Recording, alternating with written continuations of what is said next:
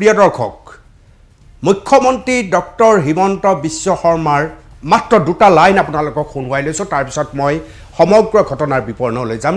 মাত্ৰ দুটা লাইন শুনক। প্ৰাইভেট নাৰ্ছিং হোমসকলে তেওঁলোকে মানুহক মৃত্যুৰ পিছত মৃতদেহ টকা দিব নোৱাৰাৰ অভিযোগত মুকলি কৰি নিদিয়ে। দ্বিতীয়তে তেওঁলোকে বহুত পেচেণ্টক টকাটো দিব নোৱাৰাৰ কাৰণে অতিৰিক্ত দিন নাৰ্ছিং হোমত থাকিবলৈ বাধ্য কৰায়। মই স্বাস্থ্যমন্ত্ৰী ডাঙৰীয়াক কৈছোঁ যে এটা কল চেণ্টাৰ নম্বৰ এটা দিব লাগে, 102 হওক 103 হওক। যি পেচেণ্টে এনেকুৱা অসুবিধা পায় তেওঁলোকে যাতে লগে লগে সেই কল চেণ্টাৰটোত ফোন কৰি দিয়ে আৰু আৰক্ষীয়ে গৈ পেচেণ্টজনক হস্পিটেল। এটা গুৰুত্বপূৰ্ণ বিষয়, আৰু এই বিষয়টো প্ৰিয় দৰ্শক আপোনাৰ বুকুত সোমাই যোৱা এটা বিষয়। প্ৰথমবাৰৰ বাবে এগৰাকী মুখ্যমন্ত্ৰীয়ে সাহসেৰে সন্মুখত থিয় হৈ কৈছে যে কোনো কাৰণত মৃতদেহ লৈ এই ক্ৰেতা বিক্ৰেতাৰ কাম নহ'ব। মই ফুল প্লেটৰ জৰিয়তে আপোনালোকক জনাইছোঁ, আজি মুখ্যমন্ত্ৰীয়ে ডাঙৰ সিদ্ধান্ত গ্ৰহণ কৰিছে। ধন দিব নোৱাৰিলে মৃতদেহ ৰাখি থ'ব নোৱাৰিব প্ৰাইভেট হাস্পাতালে। প্ৰাইভেট হাস্পাতালসমূহলৈ মুখ্যমন্ত্ৰীৰ কঠোৰ নিৰ্দেশ। ধনৰ বাবে ৰোগীৰ অভিভাৱককো ৰাখি থ'ব নোৱাৰিব প্ৰাইভেট হাস্পাতালসমূহে। ভুক্তভোগী পৰিয়ালে বিশেষ নম্বৰ ডাইল কৰি দিব পাৰিব অভিযোগ।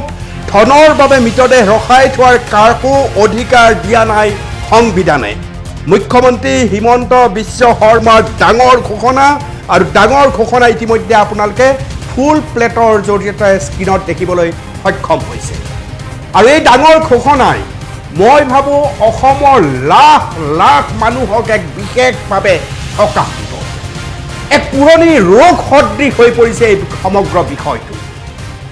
মই ক'বই নালাগে, পলে পলে আপুনি অনুভৱ কৰিব পাৰে যেতিয়াই আপোনাৰ আত্মীয় কাৰোবাৰ অসুখ হয়, আৰু সেই আত্মীয়ক যেতিয়াই আপুনি এখন নাৰ্ছিং হোমত এডমিট কৰে, প্ৰাইভেট হস্পিটেলত এডমিট কৰে, তাৰ পিছৰ পৰ্যায়ৰ সকৰুণ গাথা আমাৰ চকুৰ সন্মুখত আহে। আজি মুখ্যমন্ত্ৰীয়ে এনেই কোৱা নাই। মুখ্যমন্ত্ৰীয়ে এই ধৰণে আজি ব্যক্তিগত খণ্ডৰ হাস্পাতালক সকিয়নি দিয়াৰ মূল কাৰণ কি? মূল কাৰণ হৈছে আপুনি আপোনাৰ ৰোগীক হস্পিটালত থোৱাৰ পিছত মাটি বিক্ৰী কৰাৰ ৰেকৰ্ড আছে। আপুনি আপোনাৰ ৰোগীক হস্পিটালত থোৱাৰ পিছত ধাৰ কৰি কৰি আপুনি নগ্ন হৈ পৰিছে। কিন্তু চিকিৎসালয় কৰ্তৃপক্ষই সেই সময়ত আপোনাক কেৱল পেৰা ভিতৰত সুমুৱাই দিয়া সেই কুঁহিয়াৰডাল বুলি ধাৰণা কৰে। চেপি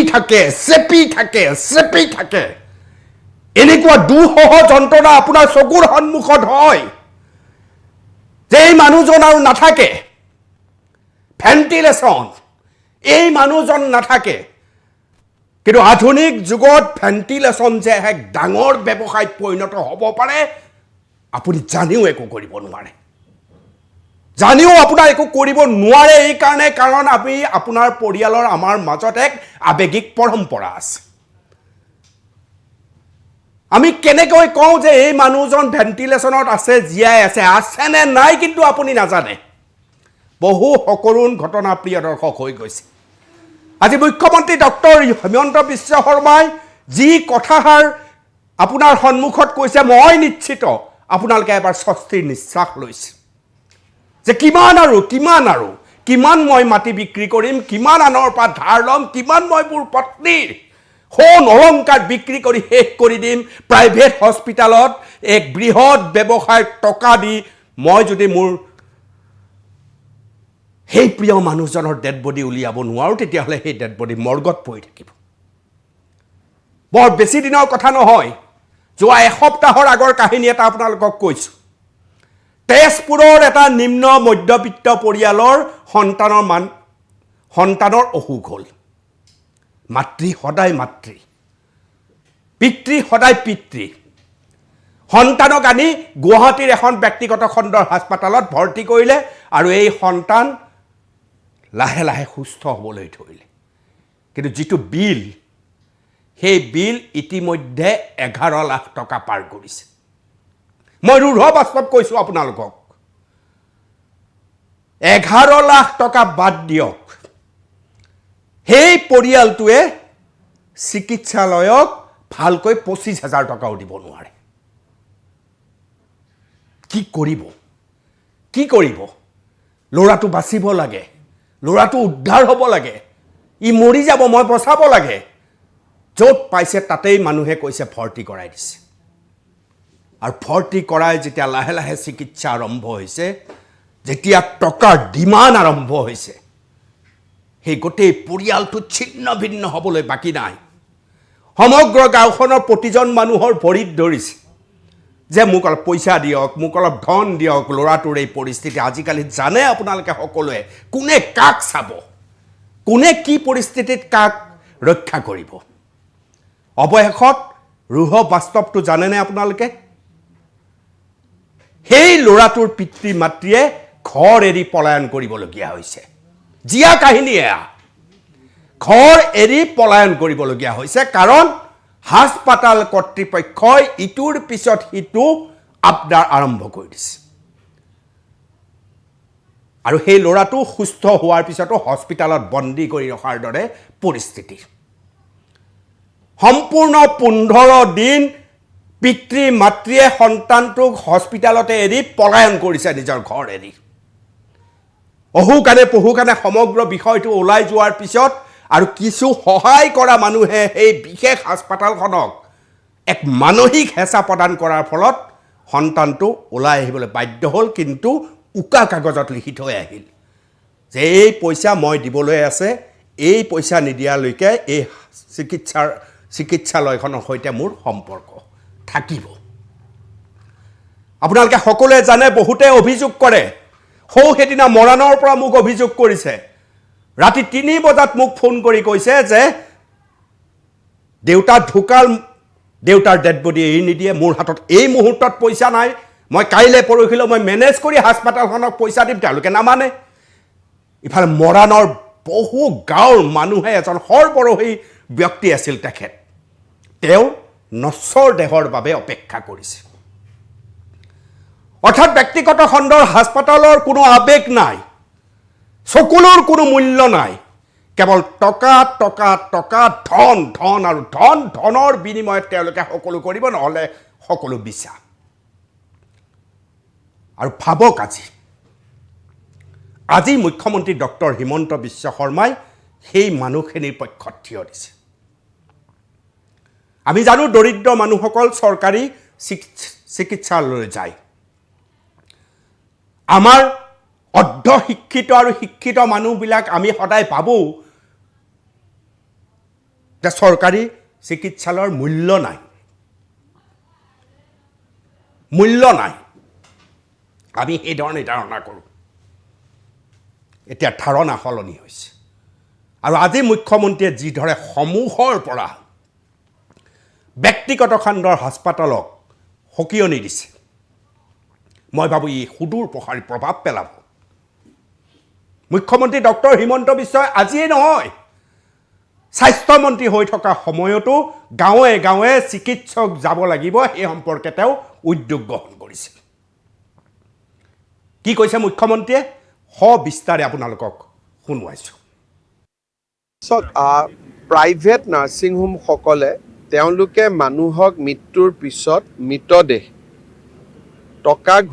টকা দিব নোৱাৰাৰ অভিযোগত মুকলি কৰি নিদিয়ে দ্বিতীয়তে তেওঁলোকে বহুত পেচেণ্টক টকাটো দিব নোৱাৰাৰ কাৰণে অতিৰিক্ত দিন নাৰ্ছিং হোমত থাকিবলৈ বাধ্য কৰায় মই স্বাস্থ্যমন্ত্ৰী ডাঙৰীয়াক কৈছোঁ যে এটা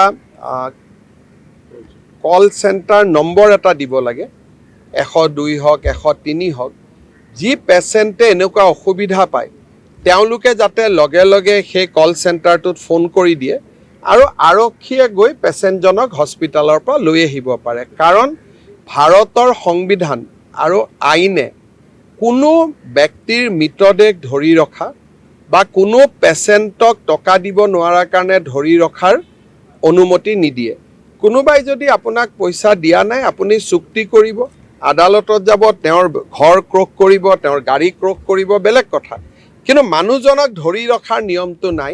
সেইটো আৰ্টিকল 21ত লিখা আছে ভাৰতৰ সংবিধানৰ, যে জীৱন সকলোৰে অধিকাৰ, ইয়াক কোনেও কাকো ধৰি ৰাখিব নোৱাৰে। ইভেন পুলিচেও কাৰোবাক ধৰি ৰাখিলে কোৰ্টক জনাব লাগে।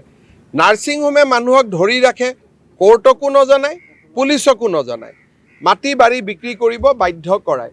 গতিকে এই বিষয়ে আমি চিন্তা কৰি আছোঁ। আপোনালোকে ভাল খবৰ এটা পাব। 2 এদিনতে আমি ইয়াৰ ওপৰত এটা কেবিনেটত আলোচনা কৰি এটা সিদ্ধান্ত ল'ম, যাতে নাৰ্ছিং হোমত পেচেণ্ট আৰু ডেড বডি দুইটাক যাতে ধৰি ৰাখিব নোৱাৰে।